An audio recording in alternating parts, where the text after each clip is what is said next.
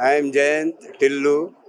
I am consultant for exports. Akmma Laboratories is a very young company, but spreading widely in domestic as well as in exports.